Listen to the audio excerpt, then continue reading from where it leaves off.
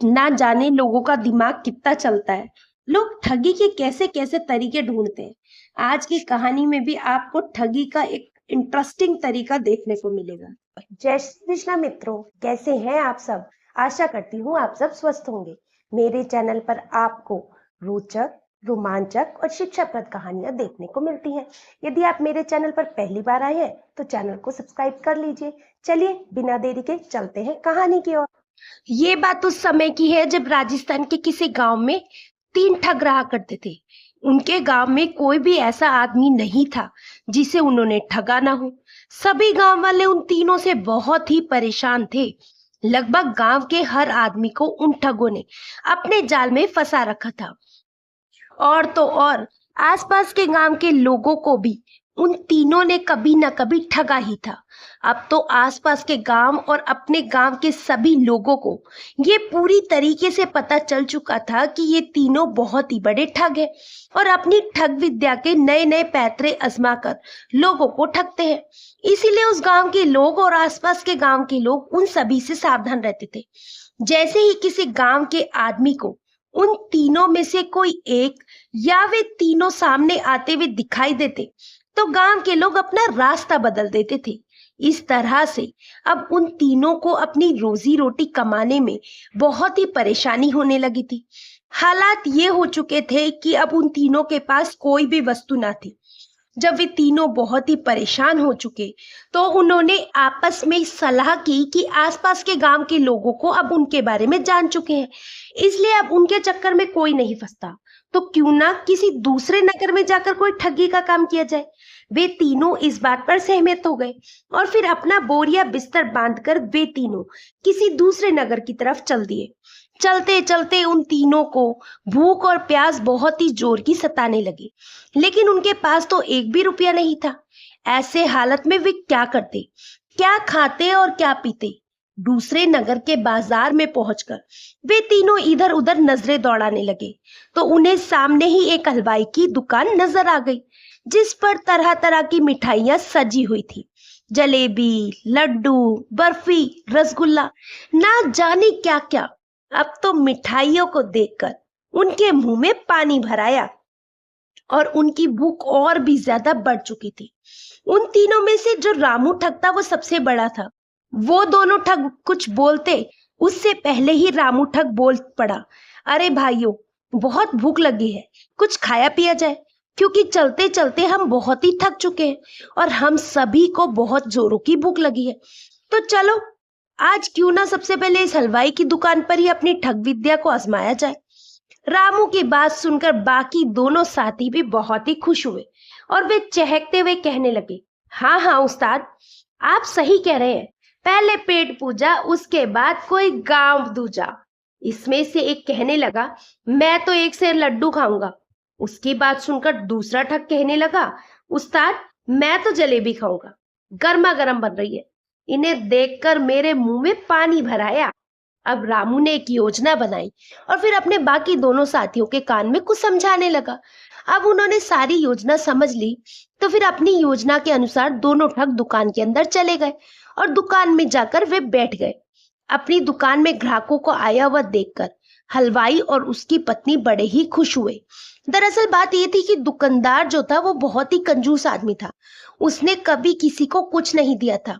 उसकी कंजूसी की वजह से ही उसकी दुकान पर ग्राहक धीरे धीरे कम होते जा रहे थे और आज तो सुबह से एक भी ग्राहक उनकी दुकान पर नहीं आया था। सुबह से बैठे बैठे पति पत्नी दोनों मक्खियां मार रहे थे।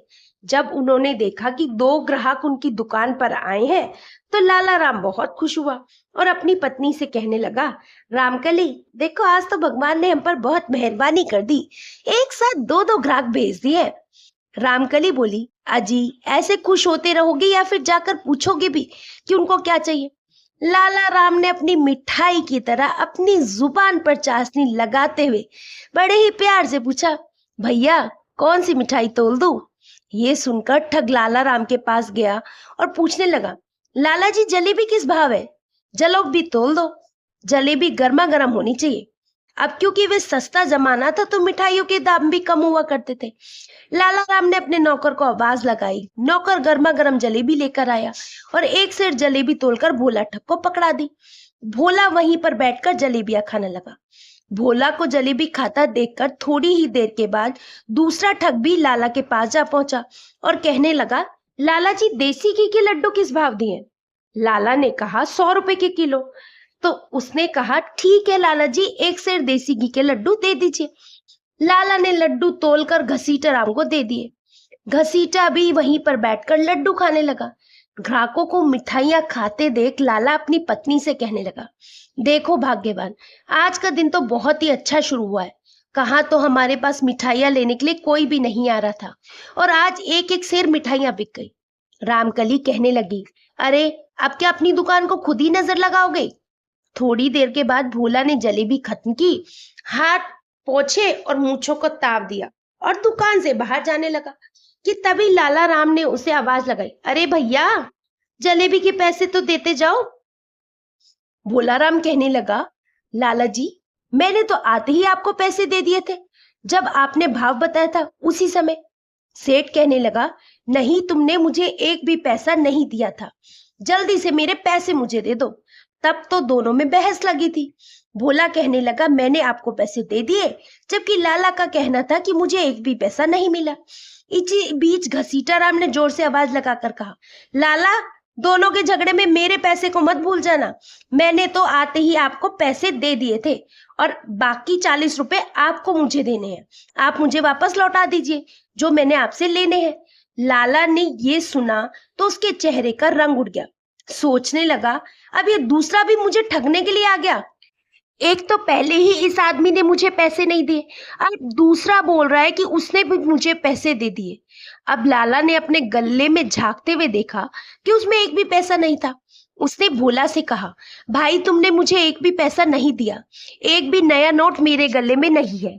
उसकी बात को सुनकर घसीटा भड़क उठा और बोला, सेठ जी तुमने इनके पैसे तो मार ही लिए, अब मेरे भी पैसे मारने की कोशिश कर रहे हो। मैं किसी भी कीमत पर अपने पैसे छोड़ने वाला नहीं हूँ। आप बाकी के 40 रुपए मुझे वापस दीजिए। अब तो भोला और घसीटा दोनों ही लाला राम हलवाई से लड़ने लगे। बाहर खड़ा हुआ उनका साथी रामू उस्ताद काफी देर से ये सब देख रहा था। वे दुकान के अंदर गया और जाकर बैठ गया। लाला राम ने रामू को वहीं पर खड़े हुए देखा था और उसे पता था कि यह आदमी शुरू से ही सारा खेल देख रहा है। इसीलिए लाला राम ने रामू से कहा, अरे भाई तुम तो मेरी दुकान के बाहर खड़े हुए बहुत देर से ये तमाशा देख रहे हो। तुमने इन दोनों को आते हुए भी देखा और इन्हें मिठाइयां खाते हुए भी देखा। तुम ही बताओ कि क्या इन्होंने मुझे कोई पैसे दिए थे? रामू जोर से कहने लगा, नहीं, इन्होंने पैसे कहाँ दिए थे? मैंने अपनी आंखों से देखा कि इन दोनों ने मिठाइयां लगवाई और खाने के लिए बैठ गए। लाला भोला और घसीटा राम से कहने लगा, देखो देखो भाइयों, ये आदमी झूठ तो नहीं बोल रहा, ये भी कहता है कि तुमने मुझे पैसे नहीं दिए। भोला और घसीटा पहले से भी ज्यादा भड़कने लगे और बोले, हमें इस आदमी से क्या मतलब, हमने तो पैसे दिए हैं। लड़ाई करते करते वे तीनों दुकान से बाहर आ गए। वहां पर लोगों की भीड़ इकट्ठी हो गई। तब किसी ने ये खबर शहर के कोतवाल को दे दी। कोतवाल ने अपने सिपाहियों को भेजा कि उन तीनों झगड़ा करने वालों को कोतवाल के सामने पेश करो। कोतवाली में पकड़कर ले जाया गया। कोतवाल के सैनिक आए और तीनों को पकड़कर कोतवाल के पास ले गए। अब वे दोनों तो कह रहे थे कि हमने पैसे दे दिए। घसीटा के तो अभी 40 रुपए बाकी थे, जबकि लाला राम का कहना था कि इन दोनों ने मुझे कोई भी पैसा नहीं दिया है। मैंने अपने गले में भी देख लिया, उसमें वही पैसे थे जो उनमें पहले से रखे हुए थे। ये दोनों झूठ बोल रहे हैं। सारी बातें सुनने के बाद कोतवाल कहने लगा, लाला जी आपके पास कोई गवाह है जो इस बात को बता सके कि इन दोनों ने आपको पैसे दिए या नहीं? लाला सिर खुजलाते हुए याद करने लगा और फिर लाला को याद आया कि उस समय दुकान के बाहर एक आदमी खड़ा था जो थोड़ी देर के बाद उसकी दुकान के अंदर आकर बैठ गया था और उसने सब कुछ देखा था। उसने ये बात भी स्वीकारी थी कि उन दोनों में से किसी ने भी कोई पैसा नहीं दिया। ये ख्याल आते ही लाला का चेहरा खुशी से चमक उठा।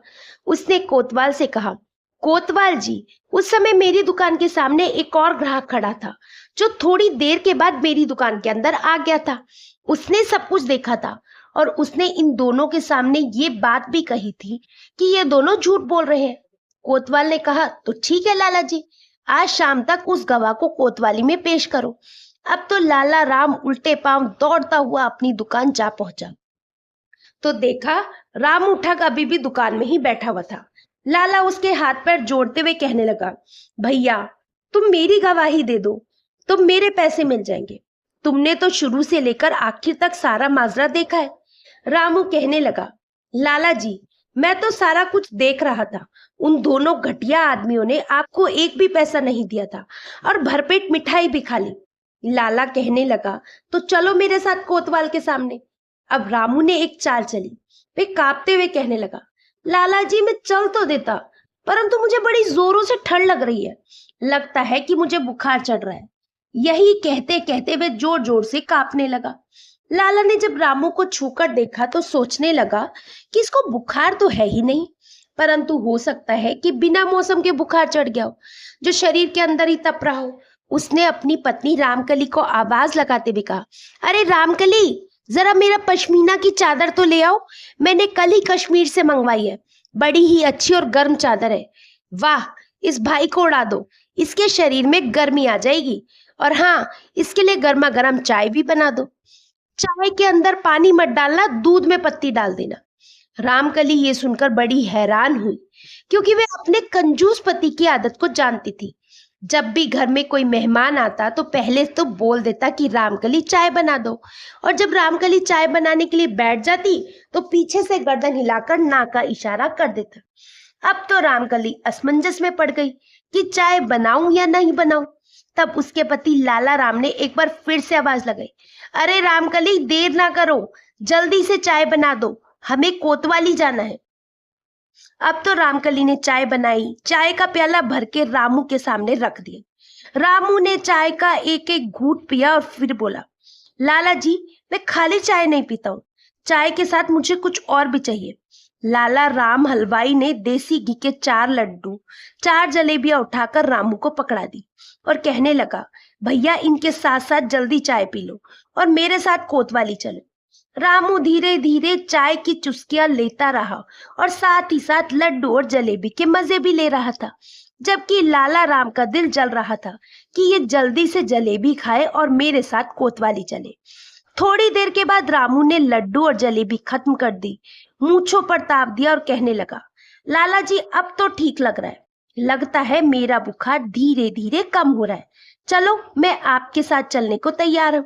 लाला रामू को लेकर फिर कोतवाल के सामने पहुंच गया। लाला राम ने कहा, हुजूर ये वही आदमी है जिसने ये सारा माजरा देखा था। कोतवाल ने रामू से पूछा, क्यों भाई, तुमने इनको मुफ्त में मिठाइयां खाते हुए देखा है? तो रामू एकदम से अपने तेवर बदलते हुए कहने लगा, नहीं कोतवाल जी, मैंने तो इन दोनों को पैसे देते हुए देखा था। एक ने आते ही 10 का नोट दिया था और दूसरे ने 50 का नोट दिया था, और लाला जी ने कहा था कि बाकी के 40 रुपए मैं बाद में लौटाता हूँ।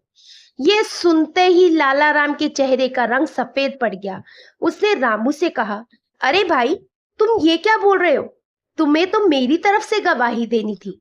रामू ने कहा, जब तुमने मुझे मारने पीटने की धमकी दी थी तो मैं क्या कहता? और फिर कोतवाल से कहने लगा, देखो हुजूर, इसने मुझे बहुत ही डराया धमकाया, इसीलिए मैं गवाही देने को तैयार हो गया, परंतु आपके सामने मुझे किसी और का डर नहीं है। ये सुनते ही लाला राम के पैरों के तले जमीन जैसे खिसक गई। वे समझ गया कि ये तीनों मिलकर मुझे ठग रहे हैं, और तीनों ही ठग गए।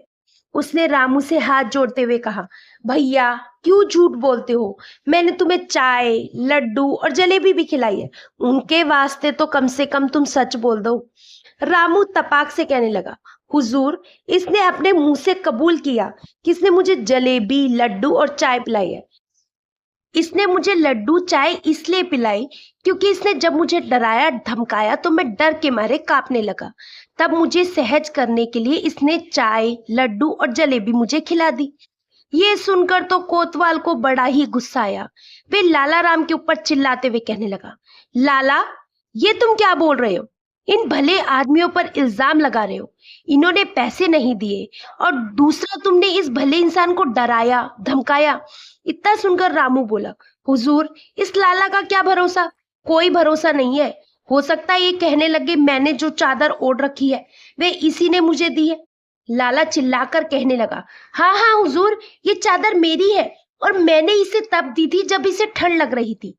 रामू अब कोतवाल की तरफ देखते हुए तपाक से बोला, हुजूर, जो मैंने कहा था वो सच हो गया। ये तो एक नंबर का ठग है, मिठाई देकर लोगों से दुगनी कीमत वसूल करता है।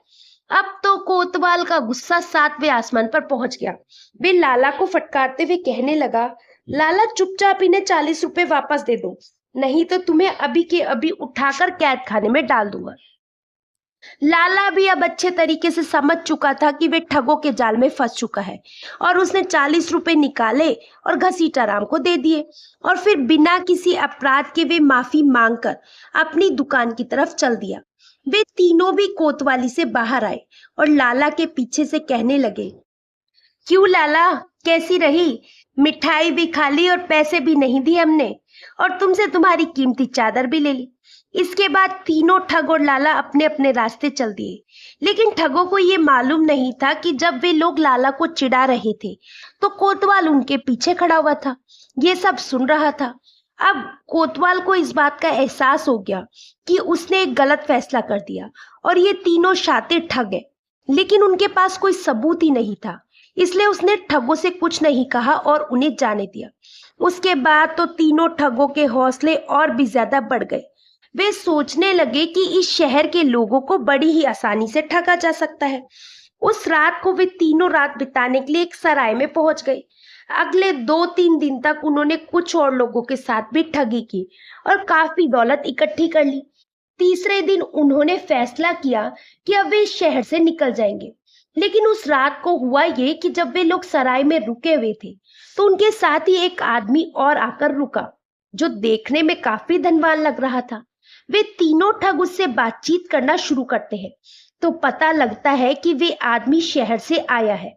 एक घोड़ों के सौदागर का मुंशी था, जिसे कल सुबह अपने मालिक के काम से एक दूसरे नगर में जाना था। बातों ही बातों में पता लगा कि उस घोड़े के सौदागर के पास एक से बढ़िया एक नस्ल के घोड़े हैं, जिनकी कीमत हजारों में है। ठगों ने उस आदमी से घोड़े के सौदागर का नाम पता मालूम किया और अगली सुबह उन्होंने योजना बनाई कि क्यों ना इस शहर को छोड़ने से पहले एक आखिरी बार ठगी की जाए और इस घोड़े के सौदागर से एक कच्ची नस्ल का घोड़ा, जिसकी कीमत हजारों में हो, उसे ठग लिया जाए। और फिर तीनों ने एक घोड़े के सौदागर को ठगने की योजना बनाई। उनमें से 2 ठग रामू और घसीटा घोड़े के सौदागर के पास पहुंचे, जहां पर सौदागर का खेमा लगा हुआ था। रामू सौदागर के पास पहुंचा और कहने लगा, मुझे एक बहुत ही अच्छी नस्ल का घोड़ा चाहिए, कीमत चाहे जो भी हो हम दे देंगे, हम देने को तैयार है। साथ ही उसने अपने साथ आए हुए घसीटा का परिचय कराते हुए कहा, ये मेरा भाई है, जो कि बेचारा आंखों से अंधा है, ये भी मेरे साथ चला है। सौदागर ने कहा, आप लोग चिंता मत कीजिए, मेरे पास एक से एक बढ़कर नस्ल के घोड़े हैं। और फिर सौदागर ने उन्हें एक बहुत ही बढ़िया घोड़ा लाकर दिखला दिया और कहा कि आप इस घोड़े की कीमत हजारों रुपए है, क्या आप इसे खरीदना चाहेंगे? घोड़े को देखते ही रामू मन ही मन सोचने लगा कि घोड़ा तो सचमुच बहुत ही शानदार है। उसने सौदागर से कहा, मैं घोड़ा खरीदने से पहले एक बार इसकी सवारी करके इसकी रफ्तार और इसकी चाल देखना चाहता हूँ। अगर सब कुछ ठीक ठाक रहा तो मैं आपको मुंह मांगी कीमत दे दूंगा। आप मुझे इसकी सवारी करने दे, जब तक मैं एक चक्कर लगाकर आता हूँ तब तक मेरा ये अंधा भाई आपके पास ही बैठा रहेगा। सौदागर ने कहा, हाँ हाँ हुजूर, बेशक, आप बिना किसी परेशानी के इस घोड़े की चाल और रफ्तार को परख सकते हैं। उसके बाद रामू उस शानदार घोड़े पर सवार हो गया। असल में उन दोनों ठगों की ये योजना था कि रामू घोड़े की रफ्तार परखने के बहाने उस घोड़े को लेकर रफू चक्कर हो जाएगा और पीछे से उसका साथी घसीटा भी मौका देकर वहां से निकल जाएगा। रामू ने घोड़े को ऐड लगाई, घोड़े ने दौड़ना शुरू कर दिया। रामू मनी मन बहुत ही खुश हो रहा था कि चलो मेरा काम बन गया, घोड़ा अब मेरे कब्जे में आ गया है। घोड़े को दौड़ाता हुआ रामू जैसे ही कुछ दूर गया कि तभी अचानक घोड़े ने भड़कना शुरू कर दिया और वे बुरी तरीके से उछलने लगा।